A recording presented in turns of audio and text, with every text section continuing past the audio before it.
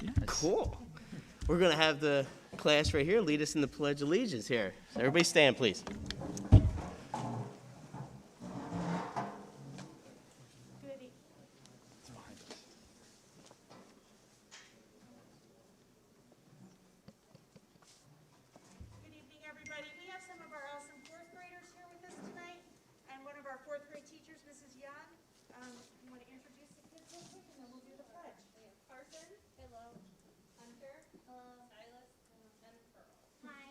Hello, everybody. Hello. Welcome. Pledge allegiance to the flag of the United States of America and to the republic for which it stands, one nation, under God, indivisible, with liberty and justice for all. Thank you. That was awesome. Okay. Sorry about that. Secretary, we call roll to order. I think we have everybody and Bill Parker obviously on Zoom. We got items 2.1, executive session announcement. There was an executive session held prior to this to discuss personnel, and we're going to move on to public comment. Now, I got 3 here for public comment, right? As probably everybody knows, the health and safety plan is on the agenda tonight, so I am obviously going to welcome the individuals that want to come and discuss public comment. We do, though, have one thing I want to make sure everybody understands. We looked at the policy, and we made sure of this when we looked over everything when we discussed it last time about public comment. You will have, obviously, 2 full minutes to discuss it. Now, we welcome all public comment about anything you want to talk about on the agenda. At the second meeting, it is not meant to have an additional 2 minutes on the exact same topic. So what I'm asking you to do is, first one on agenda, second one on non-agenda items that you did not already speak about. So it's not mask, vaccine, and such. All right, so let's welcome up. Mr. Corman, come on down.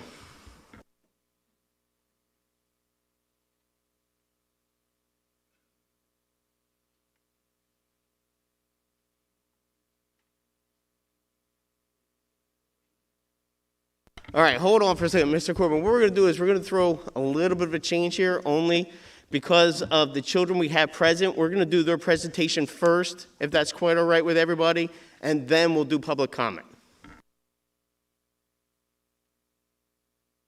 Dr. Finity, you have the presentation. Ms. Gola, can you bring your team up?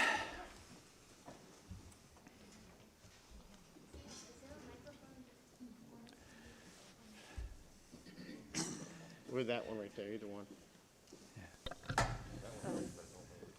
Yeah.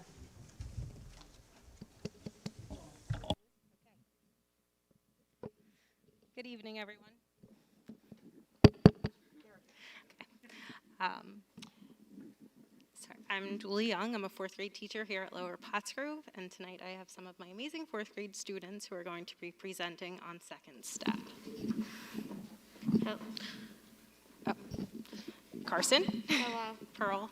Hi. Hunter. Hello. And Silas. Could you do me a... Oh, wow.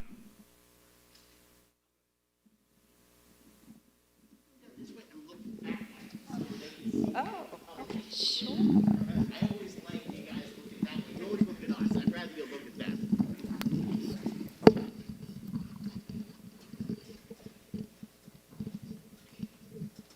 What is it? Second Step is a social and emotional program focused on teaching appropriate ways to respond to your own feelings. It includes behaviors that can be modeled and taught in the classroom, but are needed in real-life situations. Students practice the concept through skill practice, group discussion, individual writing, and partner work. The teacher continues reinforcing the concept throughout the week. The teacher, Mrs. Young, checks for understanding and reteaches when necessary. Why is it helpful? Second step is helpful because children learn social and emotional skills. This leads to better behavior, attitude, self-esteem, and academic performance. Students who are socially and emotionally aware have more positive relationships, feel connected, and are less likely to bully or be bullied. Children who have empathy are less likely to be unkind to their peers. Children's relationships affect their feelings of being connected at school, which affect their schoolwork. Here are some of the things we have learned so far. Empathy and respect, walking in someone else's shoes. Carson, I'm sorry your friend moved away. Do you want to play basketball with us? Yes, please. We also learned listening with attention. Showing the speaker what they have to say is important. Guys, why don't we stop talking and listen to Mrs. Young? We've also learned to be assertive.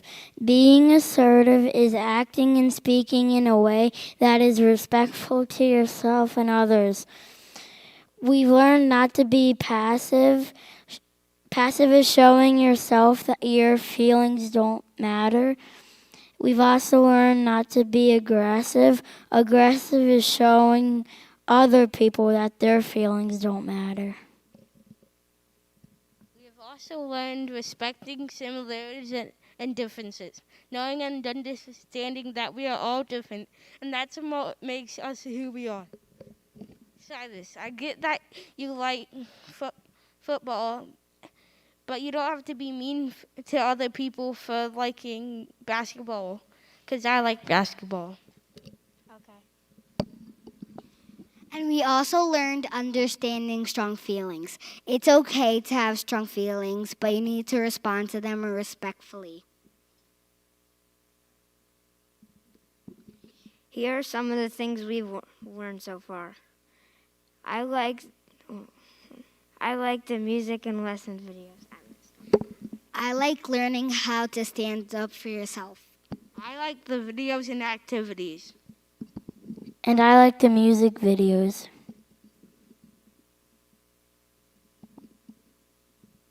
Can you please play it? Here's an example of a lesson we've learned. We review from previous lessons, and Mrs. Young plays a walk, walk, walk music video, and students listen for certain words from within the video. And then we do an introduction, and Mrs. Young display preview of pictures and introduces new skills to us. And then we do story and discussion and watch lesson videos and discuss looking for different components in the video each time. And then we do the activity that she taught us and practice the skill, and then we review it. Your turn to practice. Pretend you just completed the lesson on being assertive. Remember, being assertive means you're standing up for yourself in a respectful way that allows facing the person, keeping your head up, using a calm but firm voice, and using respectful words. May we please have 2 volunteers from the school board or faculty?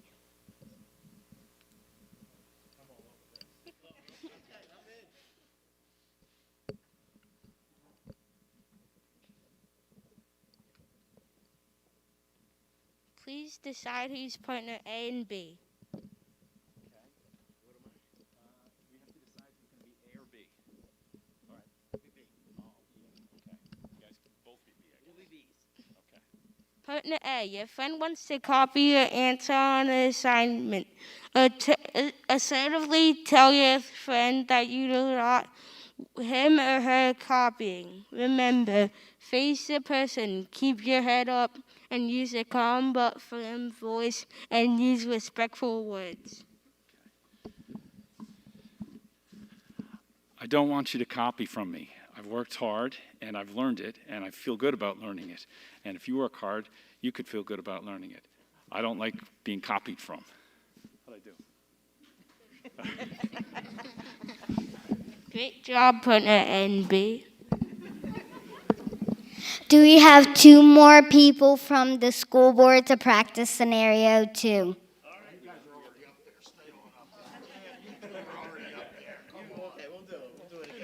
Decide who's going to be partner A and B. You're A. I'll be A.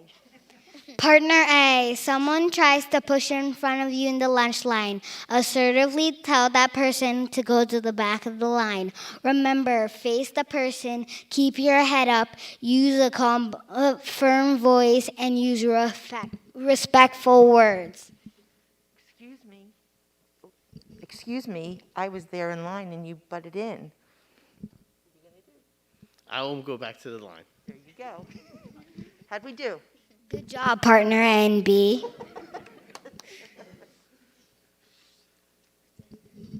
Any questions or comments? Thank you for your time. I do have one question. My question is to Ms. Young. Is there a special reason why these 4 were picked? I have an amazing class this year, and these 4 just kind of stood out as being amazing leaders in the classroom. Also, they were willing to get in front of a group of grown-ups. Sounds pretty amazing to me. Thank you, guys. Thank you again.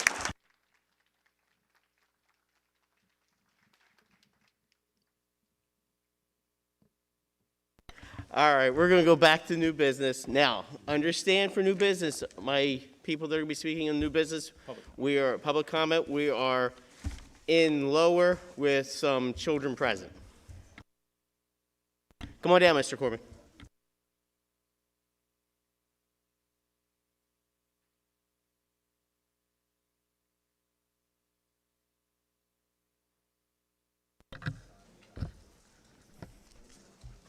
Good day. Thank you again for allowing me to speak. Thank you for board members, Dr. Finnerty. Regarding the amendment to the district's health and safety plan, where it says, whereas the district and its board school of directors have always placed the safety of its students and employees first Mr. in Gorman, its educational I'm sorry to butt in delivery front of you, but I have platform. a strict policy. You have to wear the mask. How are you going to hear me? I will hear you. Seriously. I'm very muffled with this thing on. I completely disagree with this statement. You have always placed the safety of its students and employees first in its educational delivery platform. I've been speaking to the board since May. Every meeting I have attended, primarily about health and safety. First, I introduced the idea of mask mouth, how it causes headaches, how it can cause dental problems, cavities, shortness of breath. These are all health and safety concerns that the mask interferes with. I don't understand how you can write this, have always placed the safety and of its students and employees with an educational delivery platform. I'm confused by this statement. So I have some data here, and I'll be as brief as I can. During the 12-month period, according to the CDC, there were only 66 related COVID deaths in the age 5 to 11 demographic. This is specifically regarding vaccination. Children in that age group bracket are 300% more likely to be murdered and 30% more likely to die of the flu and pneumonia than to die of COVID. Your child is nearly 10 times likely to die in a car accident. Are we going to ban cars to get our kids to school? Please consider making masks optional. Thank you. Mr. Ditello.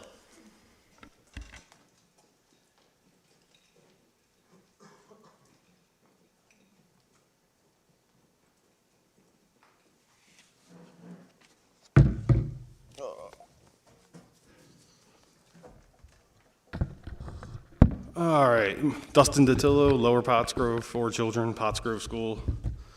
Actually brought one of them from basketball practice so she could finally see the people that are making her mask up every day. Go ahead, look at it. Now you can actually see the face of her. There you go. There's a daughter that I can't tell why she can take her mask off yet, even though she just went to basketball practice at the school with no mask. She did intramural hockey today after school with no mask. I sat there and watched the entire practice with no mask. It's gonna be okay. It'll be all right, guys. You gotta let go of the COVID fear porn. This weird holding on to COVID fear is blowing my mind. It's getting really tiring. It's like you need the mask to remind everybody that COVID's still a thing. Like, you can't legislate or roll away COVID anymore. As far as making rules or mandates, it's done. You can't mandate COVID away. Guys, I took this more serious than anybody. Ask my daughter. We moved our boys out of their room when my girlfriend was pregnant. I stayed in the room. I let my kids go to my ex-wife's. I gave up custody. Do you know how hard that is for a guy to give up custody of his kids? Because I thought COVID was that real, that I didn't want to come home from jail bringing COVID home to the kids. I slept in a separate room from my pregnant girlfriend. Until I saw all the BS, guys. You got political leaders out there getting their hair done without masks. You got them taking vacations. You got Mayor Kenny going to Maryland, eating indoors at a restaurant without a mask. 10 seconds. Like, it's gotta stop. So maybe I should bring all my kids for you guys to look at every night. I'm gonna be here every school board meeting. God bless, I wish I could sit in your seat, because trust me, I would if I had the time, guys. If I didn't have to battle my work and my termination there, Your time is up, Mr. I would Datillo. absolutely take one of your guys' seats. Thank you. I know I'm going to pronounce this last name wrong because I can't really read the writing. It's Colleen Steve? Come on down.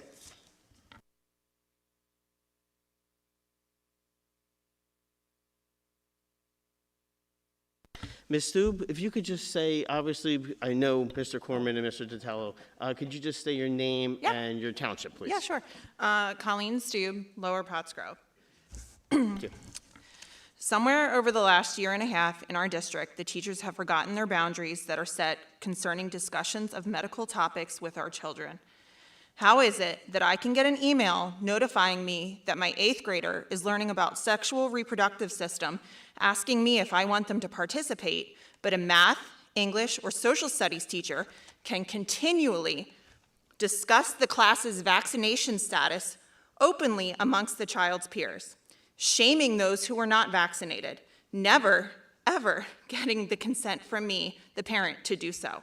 Several times over the last few weeks, my children have come home saying many teachers have told them, everyone needs to be vaccinated so we can return to normal. I was unaware that these teachers were also medical professionals. The only people who should ever even touch on the subjects with my child at school are a nurse and a health teacher. I have worked with children for over 14 years, and I have never once thought it was appropriate to discuss any vaccinations or medical topics with a child.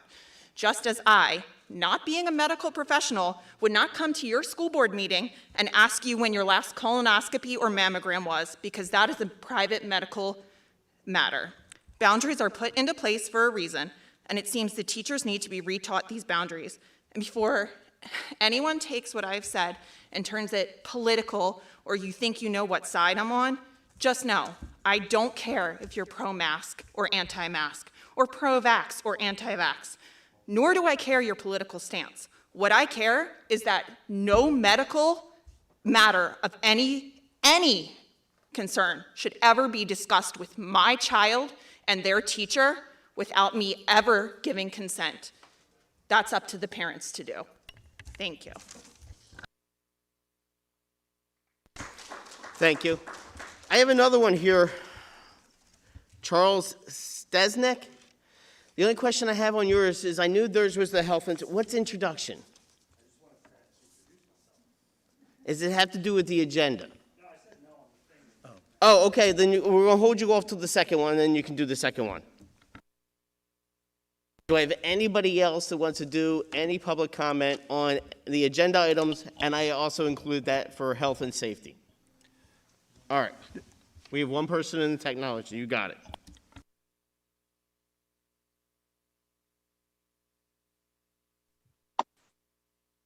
Hello?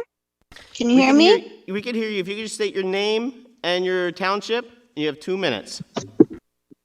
Okay, my name is Jeanette Clifton and Lower Pottsgrove. I wanted to know, this is the agenda items. Why only unvaccinated staff get tested? People who have had the vaccine can actually catch COVID-19 too. So why isn't everyone being tested on a regular basis? You are also mandating the testing and stating that noncompliance is insubordination to the staff. This is crazy. You could get fired.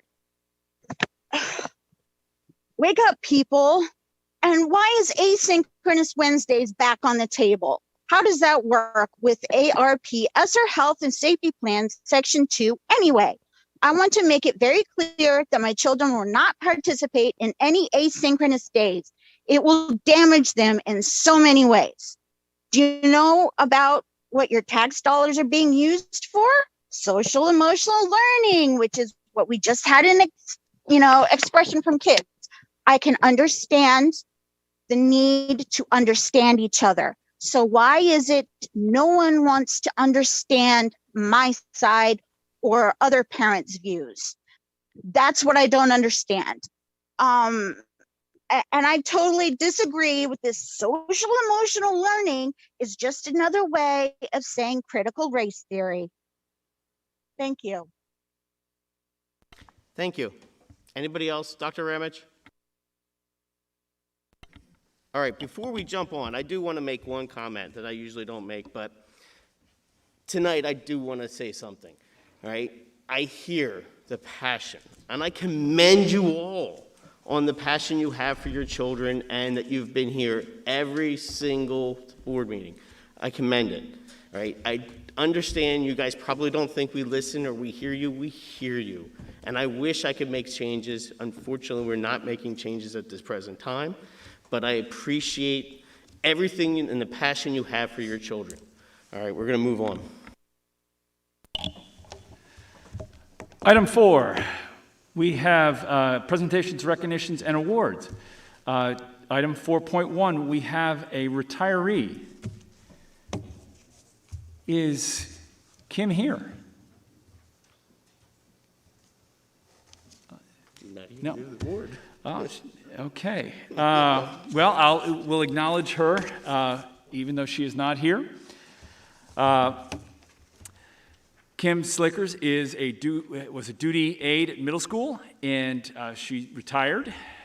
She was known as a selfless worker who would help anyone that needed it.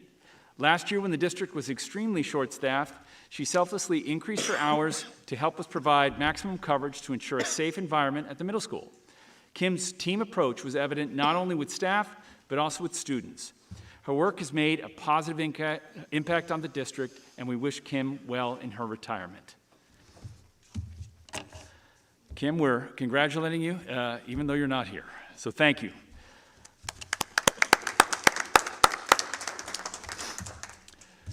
Move to 4.2. Item 4.2, antigen testing proposed update. So we have a presentation prepared. I'm going to give a second for Dr. Ramage and to pull it up online and also to pull it up here.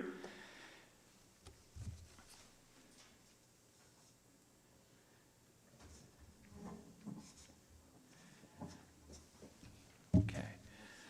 I'm also, Mr. Shantz, the president of PGEA, had hoped to join us, but he's having difficulty with Wi-Fi where he's at, so I'm going to dial him in for the presentation and also for feedback.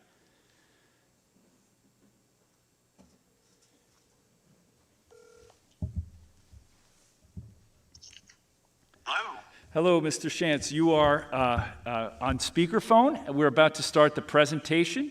So I do have you mic'd, so anything you say probably will be heard, okay? Awesome. Thank you very much, and I apologize for that. I had a poor connection, so thank you. Okay. We're talking about antigen testing programs. So if you can go to the next slide, please. So the agenda for this short presentation is to talk about what antigen testing is, why it's important, how we are planning to use antigen testing, and there's 3 specific ways. There's a point-of-care testing, test to stay, and also assurance testing of unvaccinated staff. Then we'll talk briefly about the details, and then talk about the staff feedback. Next slide, please. So what is antigen testing? So it is Binax now rapid antigen testing. It is no cost to the district. It is conducted by trained technicians under Montgomery County Office of Public Health's CLIA, which is their licensure. It is done in dedicated testing locations, and it is fast and provides confidential results. In my blog about antigen testing, I got some feedback from parents about what it specifically is. So what we did is we actually filmed me getting a test. So if you could click on that video, and for those of you watching at home, we haven't embedded a video before. We believe it's going to work, and then you're going to hear it. If not, it will be posted on the website.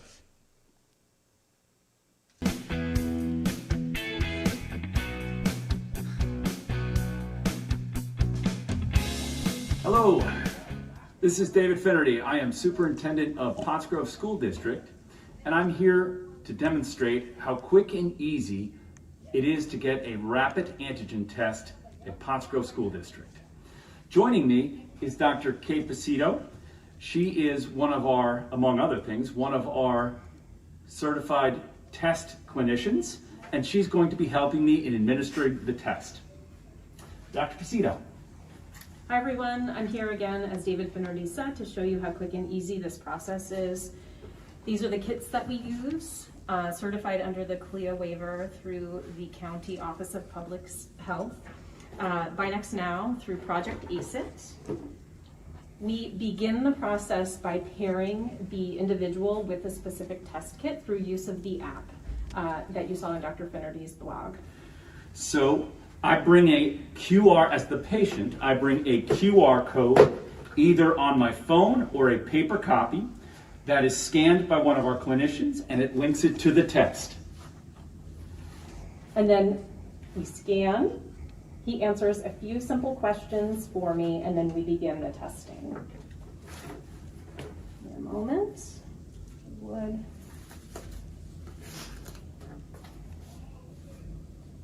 So as soon as I glove up here, I'm going to give the kit to David. So these come sealed individually, looks like this. The QR pairs with his QR. Set that down here. The swabs are wrapped individually. Dr. Finnerty, I'm going to open the end, and in a minute, I'm going to have you pull this out. You can see that there's just a small swab there. You don't need to go deep, but what you'll do is you'll take a step back, you'll pull your mask down just a little bit to reveal your nostrils, and then you'll put this just inside and gently swabs in a circular rotation inside each of your nostrils for about 10 circles, and then you're going to hand it back to me. So this is a much smaller swab than I'm used to seeing. Anybody that had a PCR test, COVID test, this is a much smaller swab. And it only goes into my nose just a little bit. Swab both nostrils. And hand it back to the test. While he's doing that, in similar time, which saves time, I do 6 drops of the reagent. And then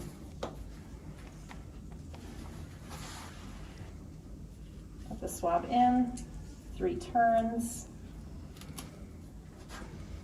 and then we seal and press. After 15 minutes, the sample gets read for a positive or a negative result, and the test administrator enters the result into the app, which then produces a text message and an email letter with the result to the email address that the client, the student or participant has entered. And all this is confidential. All of this is confidential. Great, there you have it. That is how quick and easy antigen testing here is at Pottsgrove School District. Thank you.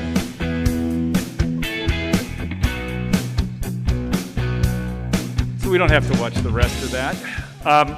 So that's what it looks like. This swab it's about a ½ inch. And if you don't want to be tested, everything that we're talking about here is with parent permission. So we're going to talk about what it looks like and the whole why of it. The why of it is to decrease the amount of time that we have to quarantine a child out of the district. It's to decrease student days lost. That's entirely what it's about. So next slide, please. So why is this important? Now, there's a lot of data here. This is pulled right off our COVID dashboard. There are 4 reasons that we have to exclude students because they have symptoms. They could have a cold. They could have allergies, something that looks potentially, that has symptoms in common with COVID, but might not be COVID. In fact, probably isn't. There are close contacts. They are people that have come in contact with a known COVID case. There are household contacts, and then there are positive, students that are positive, okay? When you look at it, we have 742 students so far that we've had to send home for one of those 4 reasons. We've had several students that we've had to send home multiple times. A total lost 3,634 days. I'm going to come back to this slide. If you can go to the next slide, please. So last month, we talked about point-of-care testing. Point-of-care testing, who can do it? Staff and students with parent consent. We do not test parents. We do not test without parent consent. No child will get a test without parent consent. They have to be symptomatic and no known exposure, meaning they can't be a close contact. So where this could be very beneficial is if a student has a cold or has an allergy and you want to rule out COVID. We could do that in literally 3 minutes with your permission. Just a quick swab, boom, and we might not have to send that kid home at all. So how often? We only have to do this once to rule out COVID in point-of-care testing. So why? With a negative test, it shortens or eliminates quarantine. Without the test, the student has to quarantine for 10 days since the symptoms first appeared. Now, we've started this in October of this year. So this is a program that's already in use.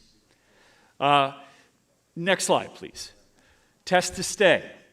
So Test to Stay is a new program that was very recently approved by Montgomery County Office of Public Health. And this is almost as simple as it sounds. So again, who could test? Staff and students with parent consent. And this is for a known exposure, so a close contact, but does not have symptoms.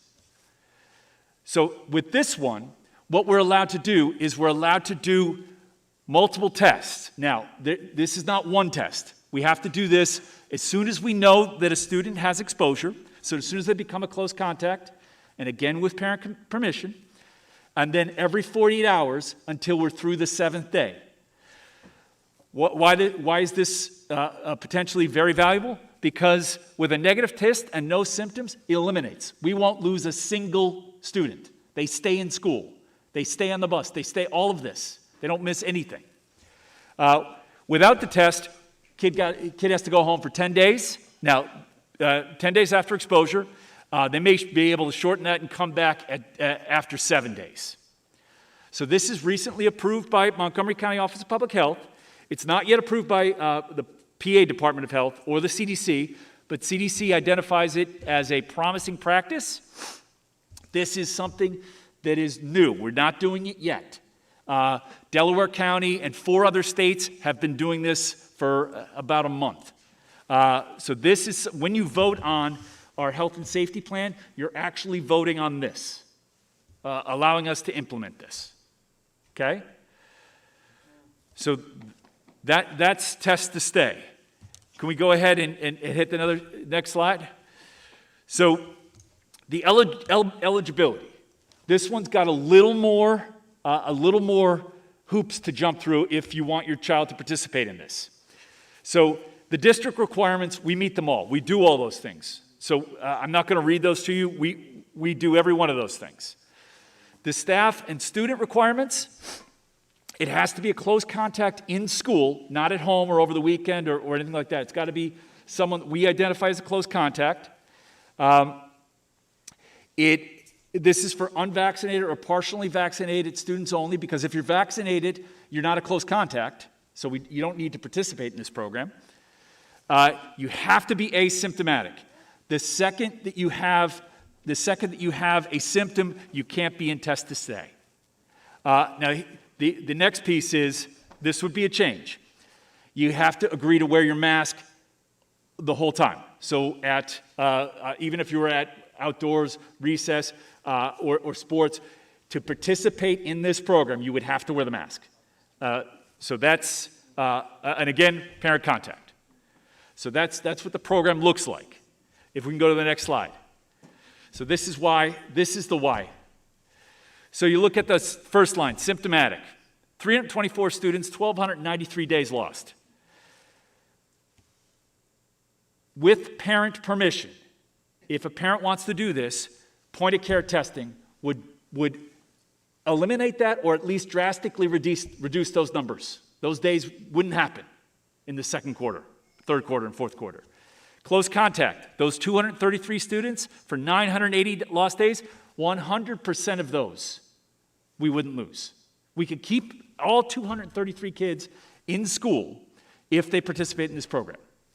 Okay?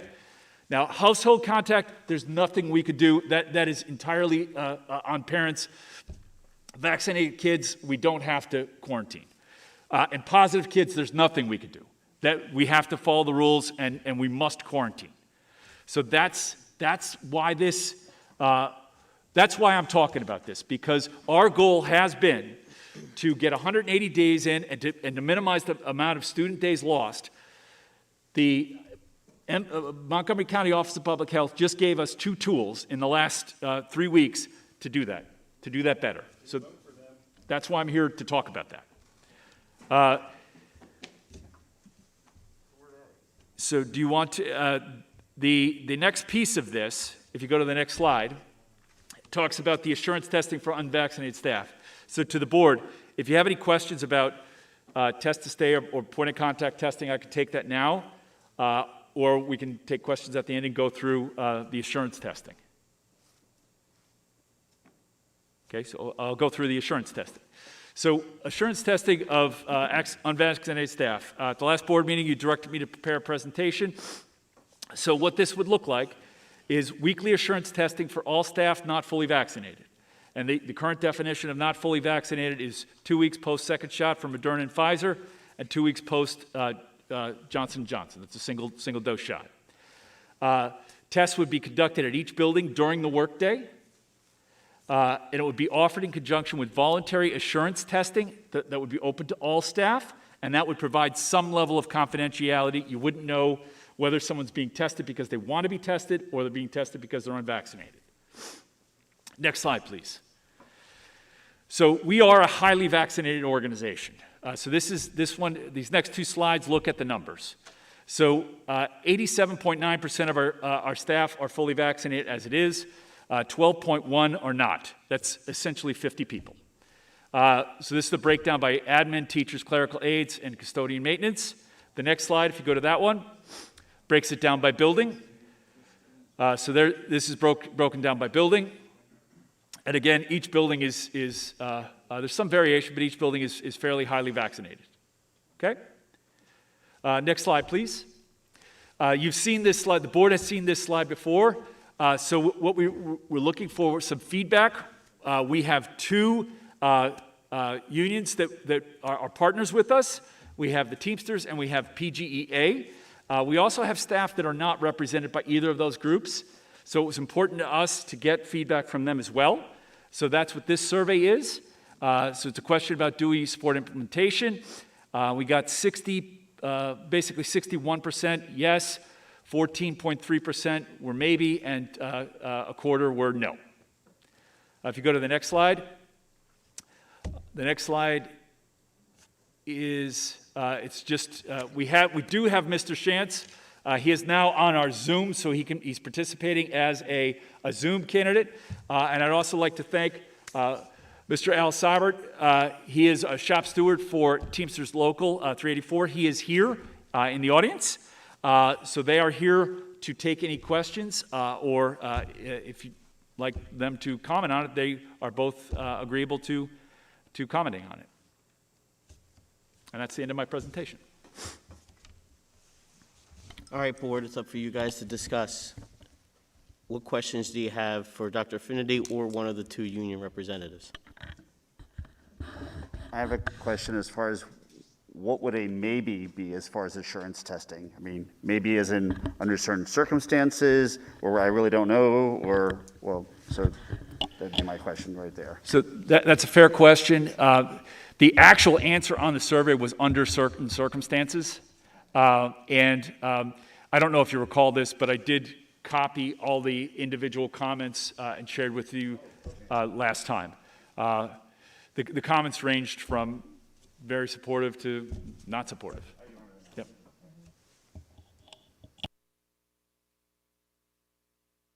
Any other questions?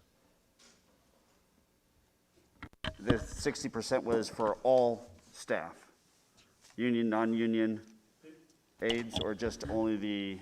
In that pie chart, the pie chart represented only staff that were not represented by one of the two collective bargaining agreements. Because we have leadership here, and we can talk directly to them. Yeah, that's my next question. Mr. Shantz, or I'm sorry, I forget the other individual represented tonight. Any thoughts or opinions that you would like to share on this for us? Sure. Thanks, Bill. Hi, everybody. Thank you for having me. I appreciate Dr. Finnerty inviting us and having us participate in a little commentary and being available for questions. So basically, I know with our take on this thing is most of us want it. Most of us want to know that we're safe, and we are trusting, of course, that the board and your legal team has done its homework, and you know what you can do and what you can't. We're just happy to even have a voice here in this case, to be honest. I think one of the things that, some people were concerned, obviously you've got the no's and the maybes.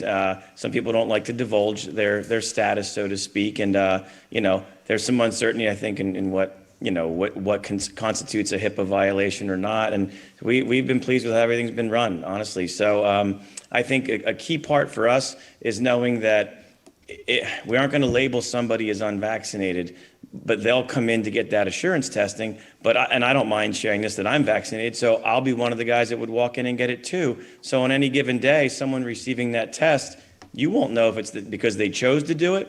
So we're not calling out the unvaccinated people. I think it's a good plan. And from, as the union president, I can't speak for every single member, but I would say with pretty good certainty that we're speaking for an overwhelming number of people that would support this. So thank you. Thank you. Ms., would you be kind enough to come up to the microphone, Mr. Seibert? And just so everybody can hear you.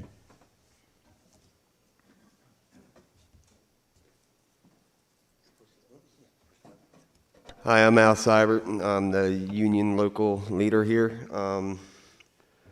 I can't speak for everybody in the union, especially the facilities department, but I think it works. Everybody's happy. Nobody's bickering. I could say this right now. I'm vaccinated, and to tell you the truth, my kids are actually at home in quarantine as we speak because of COVID-19. So the teachers union just took the words right out of my mouth. I think it works, and we're all for it. Thank you. Thank you. Do I have any other questions? Just a quick question. So the document that we're going to be reviewing in 11.12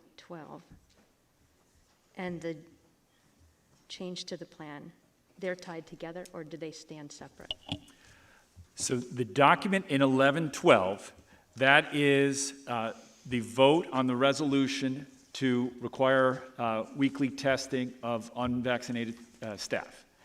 The 13.7, item 13.7, the health and safety plan revision, that the only revision in that is to give administration the authority to offer test to stay to parents who want it. I thought so. Thank you. Any other questions? Remember, this is not voting, this is just questions. All right, I do have a question for you then. Our nursing and the people that are going to be giving the testing, what do you need, if the board were to approve it, to make sure that we can handle the amount of people that we're going to need to do? That's a great question. Our nursing staff, I want to thank Dr. Presido and our nursing staff for everything they've done so far. This has been a difficult year for them, and the burden of this will fall in part on them. Now, we do have a plan, and we have had meetings with the nurses to engage them in the conversation. Some of this testing, the weekly testing, the assurance testing, and also most of the test to stay, we can actually schedule. So we can provide support with additional staffing. We can provide support with district support as well. Some of the testing we can't schedule. If a kid shows up with an allergy in the nurse's office and we have parental permission to do a point of care test, that's got to happen right then. So nurses got to do that.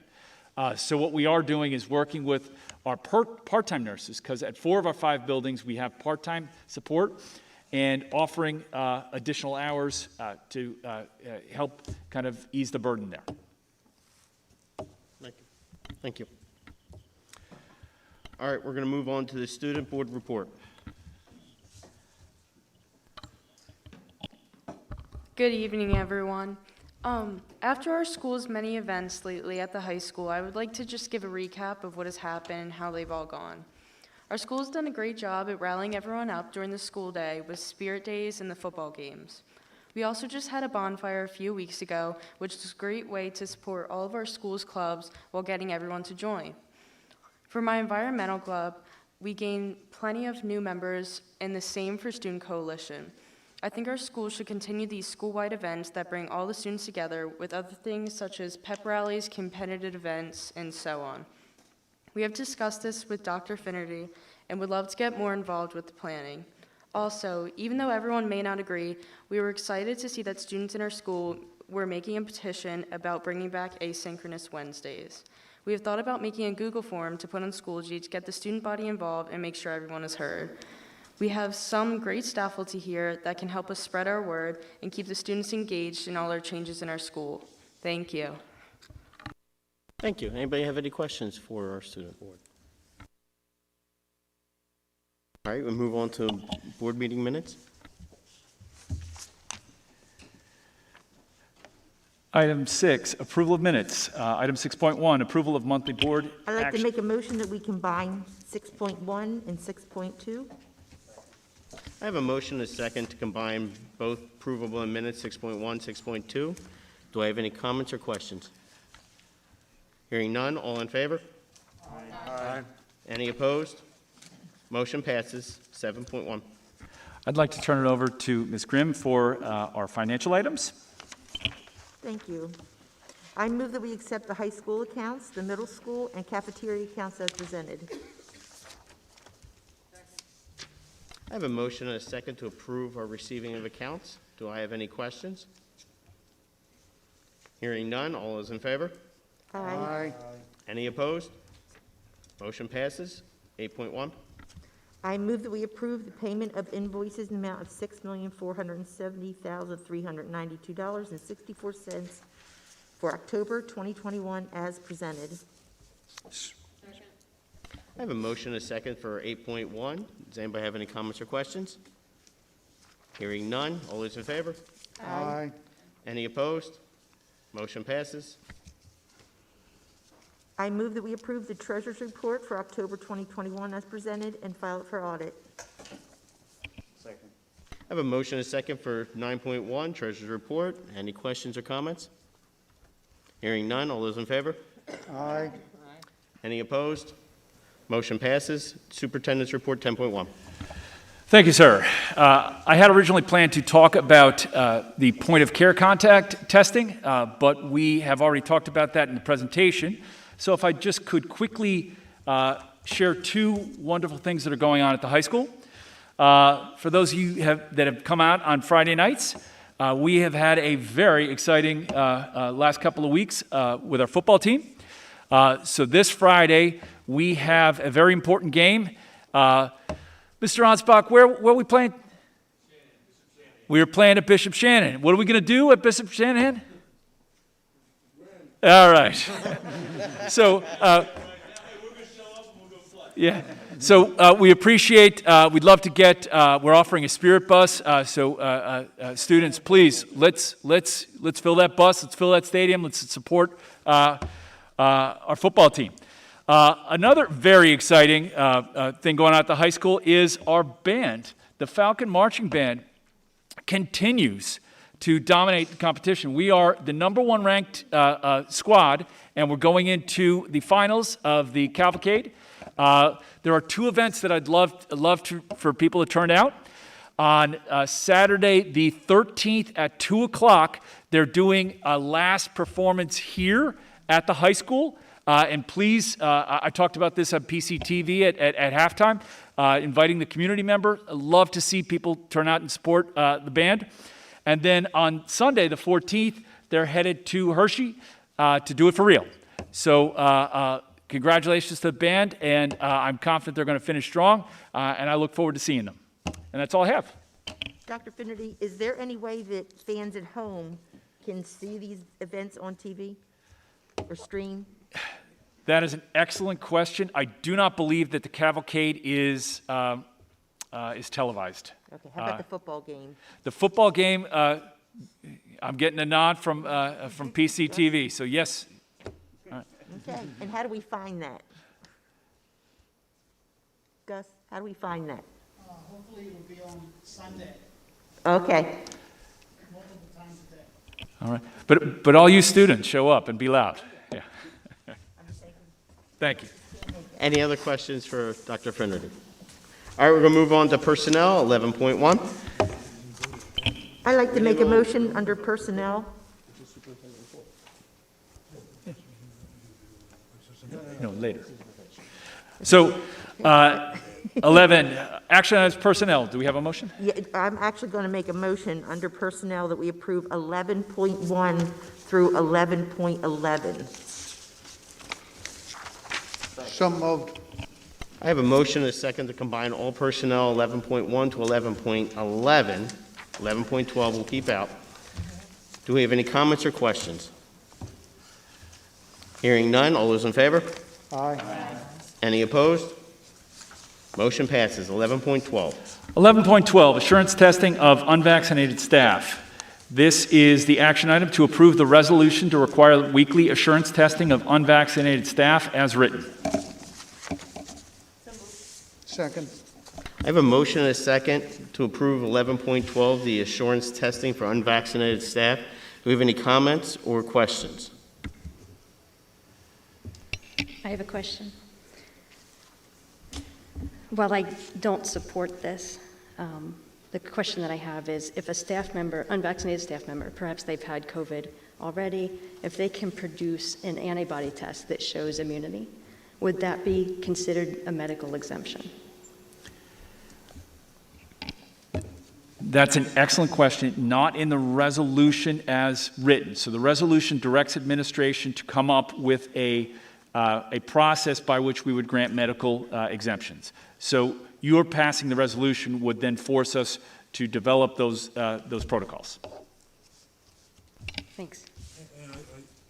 I believe that, from what I've heard from Dr. Finnerty, that some of the items suggested in the resolution have already been resolved. I mean, the resolution makes sure that we do what's called impact bargaining, which is, it's not something that's underlying bargainable, but the impact of it is. And so the costs and those type of things, I think it sounds like mostly they have been resolved, but we will finalize those as to what's left open.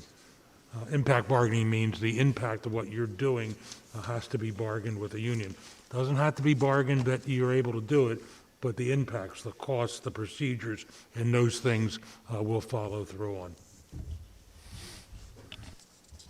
Any other comments?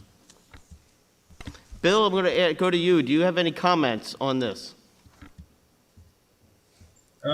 Just a thank you to those that put in the time to do it, and I support it fully. All right, we're going to put it to a vote. All those in favor? Aye. All those opposed? No. All right, so the motion is going to pass it's going to pass 7-2. Moving on to budget items 12.1. I'd like to make a motion to combine under business 12.1 to 12.3.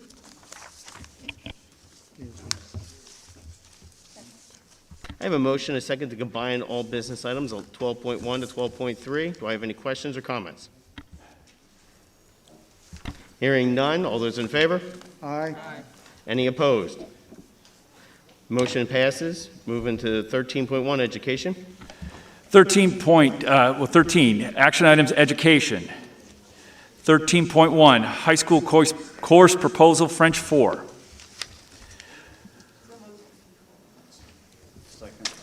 I have a motion and a second to approve high school new course proposal for French 4. Do I have any comments or questions? Hearing none, all those in favor? Aye. Any opposed? Moving on to 13.2, passes. 13.2, high school course proposal, advanced placement, economics. I have a motion and a second to approve the advanced placement course for economics. Do I have any comments or questions? Hearing none, all those in favor? Aye. Any opposed? Motion passes. Moving to 13.3. 13.3, high school course proposal, PGHS internship. I have a motion and a second for 13.3, the PGHS internship. Mr. Do I have Chairman, excuse me? could we combine 13.3, 13.4, and 13.5, the remaining courses? I have a motion and a second to combine 13.3 through 13.5. Do I have any questions or comments? Hearing none, all those in favor? Aye. Move on to 13.6, conferences attended. 13.6, conference attendance, 2021 Safe Schools Conference. I have a motion and a second to approve the conferences as attended. Do I have any comments or questions?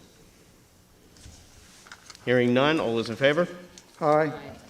Any opposed? Motion passes. Move to 13.7, the health and safety plan revision as we saw. I have a motion and a second. Do we have any comments or questions? Hearing none. All those in favor? Aye. Any opposed? Opposed? I oppose. Okay. So anybody else? Want to make sure? Because that only had to do with the one. Correct, the testing. All right, so motion will pass 8-1. Moving on to the JOC meeting update. Well, we just had our meeting last week, and this was actually our last meeting before the new year begins. So we congratulated our new principal, Mark Holtzman. He'll be beginning at the Western Center on Monday, November 15th, which is this coming Monday. And we announced David Livengood to be our executive director at the Western Center. David, we actually, all the JOC members got to sit at the last interview, and we could not thank everybody who was part of the interview that gave us such a great candidate. So Dave, I should say, will begin January 3rd. A couple announcements. We have an open house, which will be virtual this year on December 8th. We approved our 10 meetings for 2022. We have a meeting every month except for July and December. And January 3rd, we'll be doing a reorg for the JOC down there. So everything's moving along. Any questions?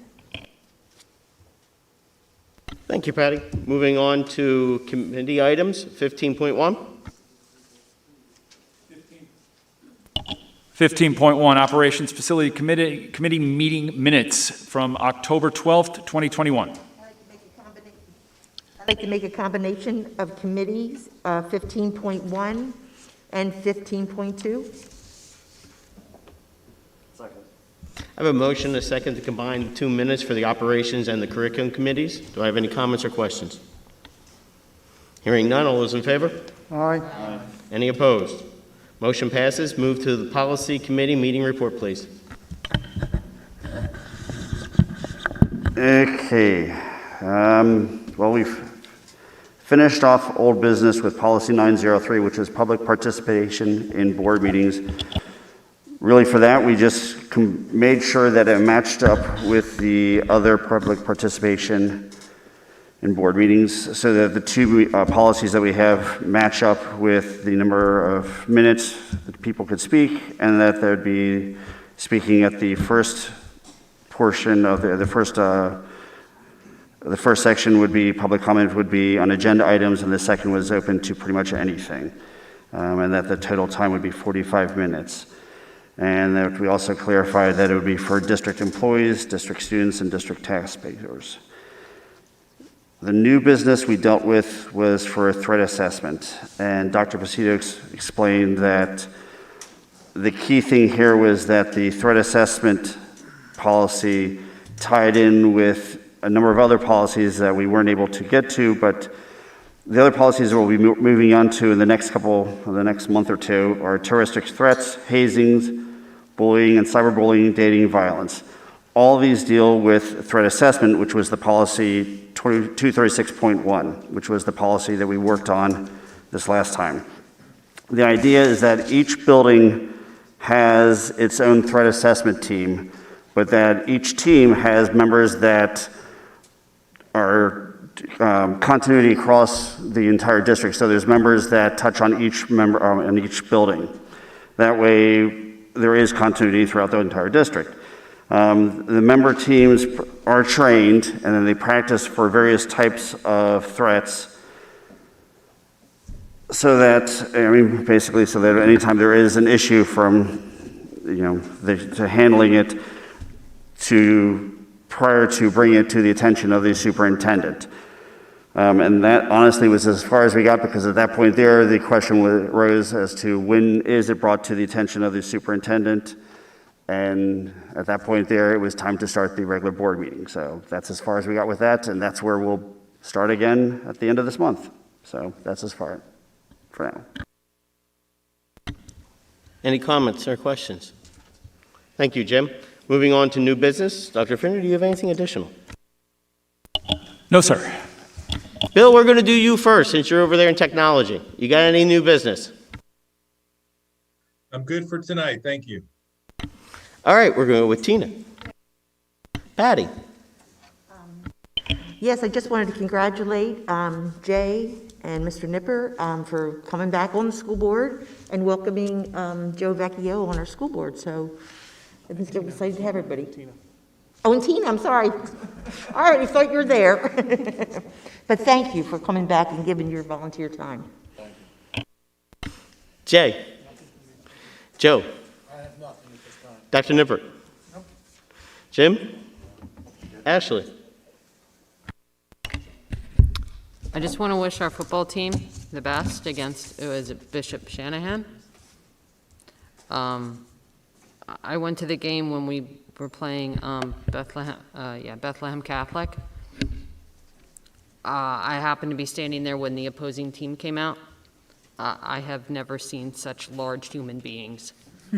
I'm not kidding. This team was massive.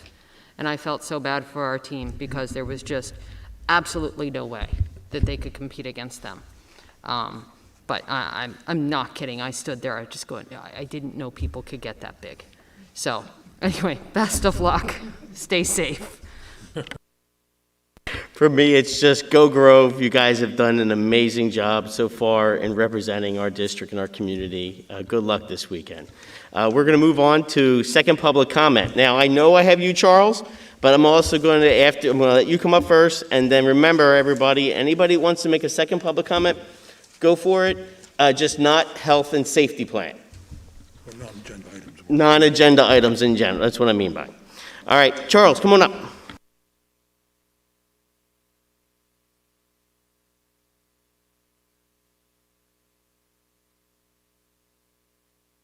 And Mr. Sesnick, if you could obviously state your name and township and such, and you have 2 minutes. How's it going, everybody? My name's Charles Stasnick, Upper Pottsgrove. I just wanted to introduce myself. I always said that when my son, or I have 2 children now, but when my kids started going to school, I'd start getting involved. And what a hell of a time to get involved, but we're here, and so I would like to come to the school board meetings as much as possible. My wife's going to go to the PTA meetings.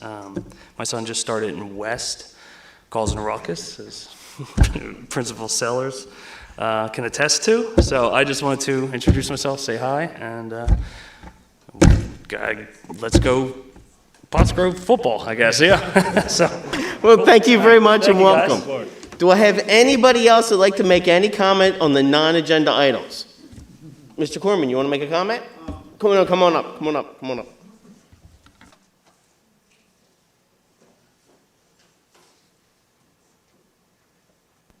You got the routine, name, township. I actually forgot that the first time. Andrew Corman, Upper Pottsgrove Township. So I know I already spoke about health and safety, specifically with relation to, give me 1 second to find it. The antigen testing proposed update. So am I allowed to speak on the assurance testing of the Non-agenda unvaccinated? items. Okay. Can I read some information to you guys? Yeah, sure, of course. Okay, Dateline 1022. Is this Italy. about the health and safety plan? It's just about information in general, about health and safety. Yes, I would say yes. I'm going to say no to that. How about liability? Are you guys, for vaccinated staff, there's some news and information. I'm going to say no to that as well. You're more than welcome to discuss anything you like, just I have 2 not words, that. myocarditis, pericarditis.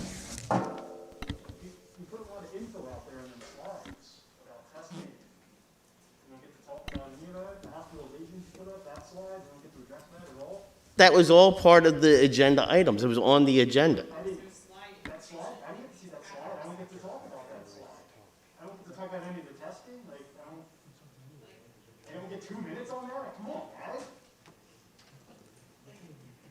Next time, give us a printout of the slideshow. Yeah, give me all your slides, all your stuff you're talking about. I will open that up because we did not have the slides available to you as well. So if you want to discuss what we showed on the slides, you can more than welcome to come up.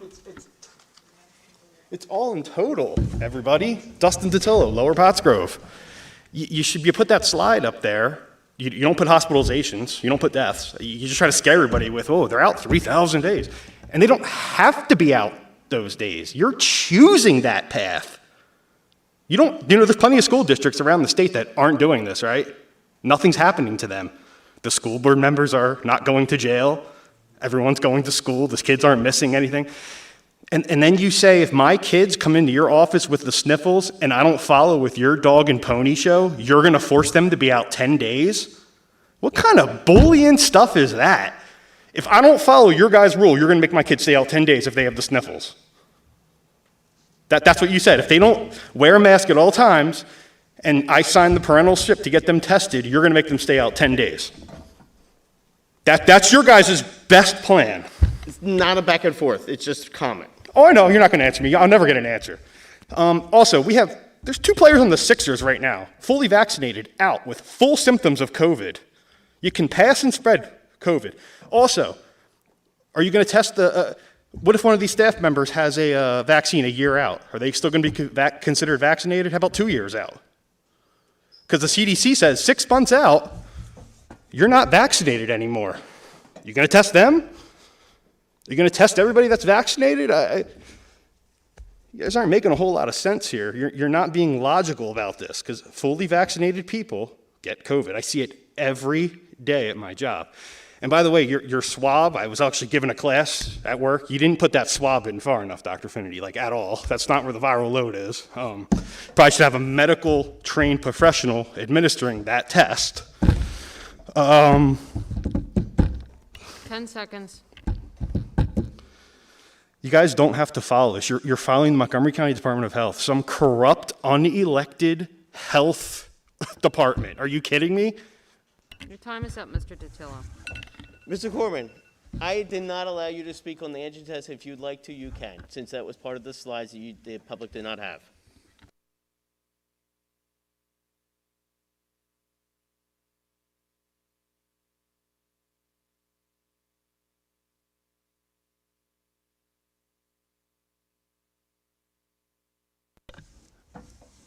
I'll do my best to stay on point. Andrew Corman, Upper Pottsgrove. I'm just going to read some information. I mean, you guys, obviously, you see that there's a handful of us that are passionate about this. And honestly, you know, my kid, he's 11th grade. He's got 600 days left till he graduates. Unfortunately, he's on board with some of this. I don't understand it, but it is what it is. The science and the data is out there. There's no question about it. Experts have been rapidly pivoting one public health measure after another as a key to controlling COVID. There is no controlling COVID to end the pandemic.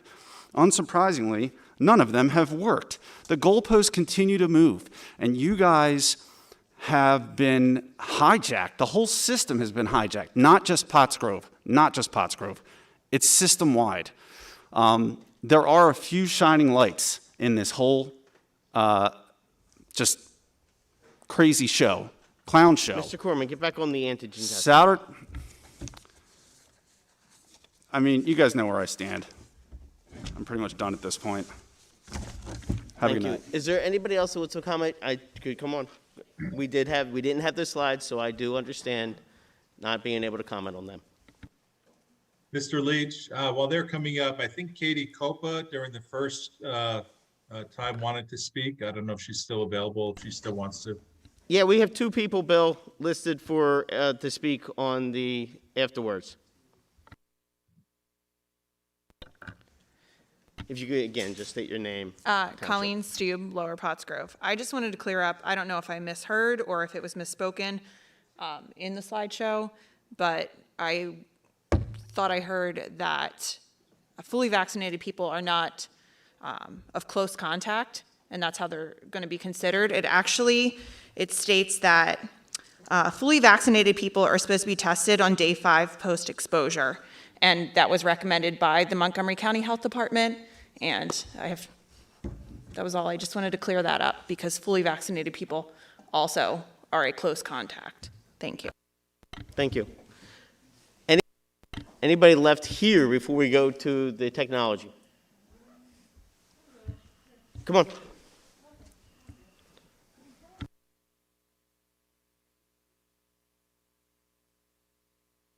And of course, could you state your name and township? Thank you so much. My name is Tanya Taylor. I'm from Upper Pottsgrove. Thanks. I'm really here to talk about, I'm sure people have seen me before up here, to talk about the outside agencies in schools to help kids with special needs. It's been brought up quite a few times, and it's never been on the agenda. And it's a little concerning to me that we're rolling into November, parent conferences coming up, and I'm sure this is going to be a topic a lot of these parents and teachers are going to have. And all we're offering right now is just IEP meeting after IEP meeting to deal with it. So I've done what I can. I've emailed, I've met in person, I've reached out to parents. This isn't a topic that affects me personally, but it's something that I heard coming from other parents and felt I needed to do something on behalf of them. So what was brought up at the meeting was parent volunteers. That was a potential option considering the climate we're in. I am more than willing to help, and I know other parents are, get qualified, good parents in there who are in that field or understand it to give those kids the best help they can. But we need a plan. I need some actionable list or timeline for vetting, hours allotted, and things like that, that I can give to the public so that we can actually get a plan in place till things get back to normal, quote unquote. And really, I'm just here pleading with you guys to at least discuss it, try to get on an agenda, talk to the special education department, get their input. 10 seconds. Thank you. That's really all I wanted to say. And I'll continue emailing throughout the weeks like I do. Thank you so much. Thank you, and I also thank you for possibly volunteering. Thank That you. one I am going to bring to Dr. Finnerty to go over a little bit. Thank you. Ms. Taylor was kind enough to come in and meet with me and share her concerns. From where I stand, I thought we had a productive conversation, and that we are looking at some point when we have the opportunity to bring more people back into schools, that we would look at parent volunteers and that category to kind of support what we've been doing in the classrooms. So at this point, all I can say is stay tuned. Thank you. Okay, let's move on. I make sure I got everybody here. All right, let's move on to the technology department. Remember, this is non-agenda items or the Antigen, the view that you saw of the slides that we didn't have out to the public.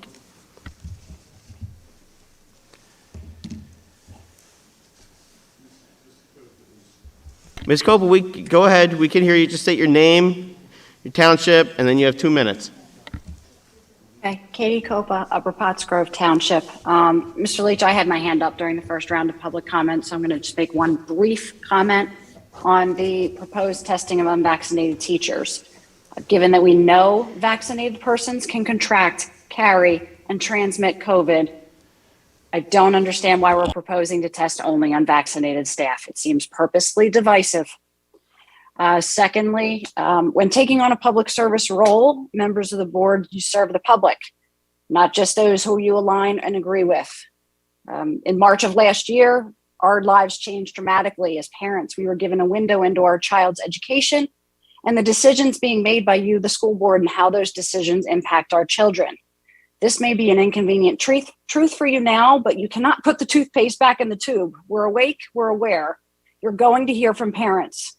Thank you very much to the students from Lower who presented tonight about being respectful of others regardless of their opinions. I hope everybody listened. One more comment that I'd like to make. It's a simple one. It's about a right to know request. Public service communications are required to be presented to the public upon request. I've done that. I have in my possession hundreds of pages of documents that I requested be provided to me. There's a narrative being put out there by some members of the school board that parents are emailing you and threatening you and calling you names. Of the hundreds of emails I've received, there's one incident of name calling. One. You going out on social media is being incredibly disingenuous about comments you're receiving. It does nothing but further divide, and it's not very becoming of a public servant. Thank you. Thank you, Ms. Copa. We have one other person.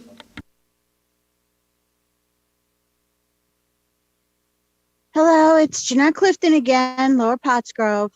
I wanted to say thank you to Tanya Taylor and Kate Pacito. They brought up some very good points in their discussion. I also wanted to reiterate the fact that BSCs and the like need to be back in school. They're the ones that are licensed. They're the ones that have all the training. They're the ones that know the child they are assigned to best. And just putting a Band-Aid on it is not going to help. It needs to change. It's for the kids' betterment. It's for their emotional and mental health, for the students to have that kind of support. And I think you're being disingenuous in saying, oh, stay tuned. This needs to be addressed as soon as possible. Thank you. Thank you. Is there anybody else on the technology side? All right, I'm going to put in for a 18.1 motion to adjourn. All right, we'll see you guys. Have a happy Thanksgiving. We'll see you guys in December. Everybody, go Grove.